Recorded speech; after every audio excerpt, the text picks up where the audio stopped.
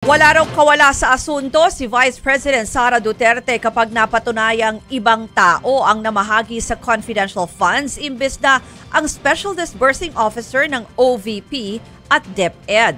Ayon sa mga mambabatas, pwedeng makasuhan ng malversation o kaya'y plunder ang Vice Presidente. Narito ang report ni Marian Enriquez. Pa rin sa mga mambabatas kung paano talaga ginasta ang mahigit 600 million pesos na confidential funds noon ni VP Sara sa Office of the Vice President at Department of Education. Sa pagdinig kasi ng House Committee on Good Government kahapon, inamin ng Special Disbursing Officers ng BICE sa DepEd at OVP na hindi sila noon ang namahagi sa kinubrang pera. Sabi ng SDO ng OVP na si Gina Acosta, inutusan siya ni VP Sara na ibigay ang pera kay Vice Presidential Security Chief Colonel Raymond Lachica, habang ang SDO ng DepEd naman, binigay raw ang pera sa Security Officer na si Colonel Dennis Nolasco.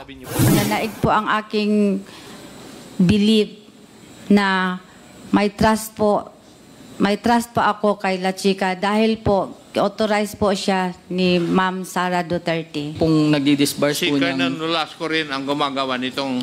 Yan siya po ang nag-ano niyan. Sa... Kanya pong expertise po yan.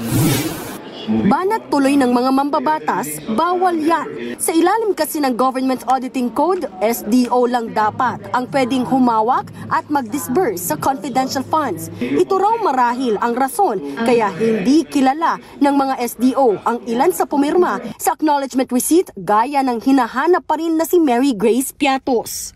Dahil hindi sumunod sa strict procedures, I believe this is technical malversation. But worse, if this was taken for personal gain, if this proven fictitious at erroneous yung ARs to justify the taking of this amount, that could be malversation proper or worse, plunder. Bukod kina Acosta at Fajarda, may pananagutan din daw si VP Sara dahil siyang nag-utos sa SDOs na ipahawak sa iba ang pera. Kung may makitang mga paglabag sa batas, kailangan akuhin ng ating Vice Presidente ang pananagutan. Handa naman daw makipagtulungan ang Armed Forces of the Philippines sa Kamara sakaling ipatawag na ng Committee on Good Government ang dalawang active officers ng militar na sina Colonel Lachica at Colonel Nolasco.